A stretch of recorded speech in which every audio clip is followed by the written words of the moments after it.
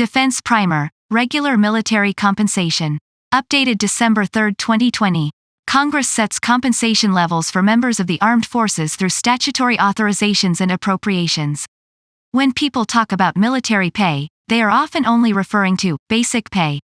Although basic pay is normally the largest component of cash compensation that a service member receives, there are other types of military pay and allowances that add significantly to it, and tax benefits as well.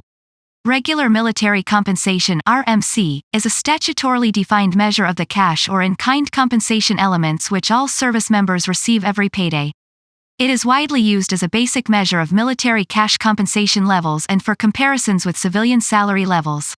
For 2020, a mid-grade enlisted service member E5 received an annual average of $37,157 in basic pay, but an average of $67,848 in RMC. Regular Military Compensation (RMC). RMC, as defined in law, is the total of the following elements that a member of the uniformed services accrues or receives, directly or indirectly, in cash or in kind every payday: basic pay, basic allowance for housing, basic allowance for subsistence, and federal tax advantage accruing to the aforementioned allowances because they are not subject to federal income tax. Military compensation is structured much differently than civilian compensation, making comparison difficult. RMC provides a more complete understanding of the cash compensation provided to all service members and therefore is usually preferred over basic pay when comparing military with civilian compensation, analyzing the standards of living of military personnel, or studying military compensation trends. Basic pay. For most service members, basic pay is the largest element of the compensation they receive in their paycheck and typically accounts for about 60% of an individual's RMC. All members of the armed forces receive basic pay, although the amount varies by pay grade, rank, and years of service, also called longevity. Table 1 provides illustrative examples of basic pay rates. Basic allowance for housing. All service members are entitled to either government-provided housing or a housing allowance. About 34% of service members receive government-provided housing in the form of barracks, dormitories, ship berthing, or government-owned family housing. The remainder receive a housing allowance to offset the costs of renting or purchasing housing in the civilian economy, or for renting privatized housing on base. For those living in the United States, this allowance is known as Basic Allowance for Housing (BAH). The amount of BAH a service member receives is based on 3 factors: pay grade, rank, geographic location, and whether the service member has dependents. Pay grade and dependency status are used to determine the type of accommodation, or housing profile, that would be appropriate for the service member, for example, 1-bedroom apartment, 2-bedroom townhouse, or 3-bedroom single-family home. Geographic location is used to determine the average costs associated with each of these housing profiles in a given locality. The average costs of these housing profiles are the basis for BA rates, with some additional adjustments made on the basis of pay grade. That is, an E7 without dependents will receive more than an E6 without dependents, even though the appropriate housing profile for both of them is 2-bedroom apartment. As a result of this methodology, BAH rates are much higher in some areas than others.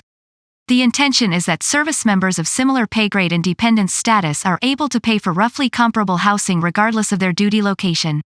Table 1 provides illustrative examples of annual BAH.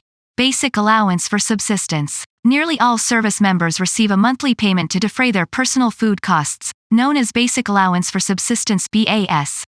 BAS is provided at a flat rate.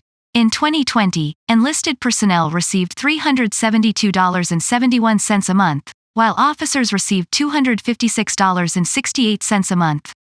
Those who do not receive BAS, for example, enlisted personnel in basic training, receive government-provided meals.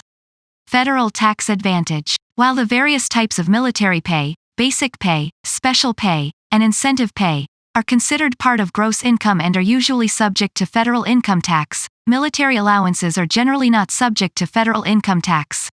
The tax advantage generated by the exemption of the housing and subsistence allowances from federal income tax as a part of RMC. Table 1 provides the estimated tax advantage for the illustrative examples, but the precise value of the federal tax advantage for an individual service member will vary depending on his or her unique tax situation.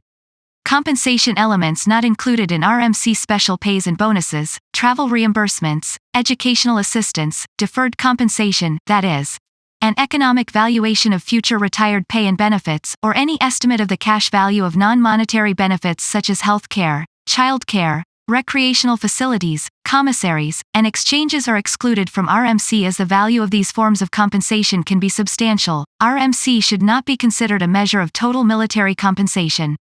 Table 1. Average regular military compensation for selected pay grades. 2020 data assumes all cash pay, for example, BAH instead of government quarters.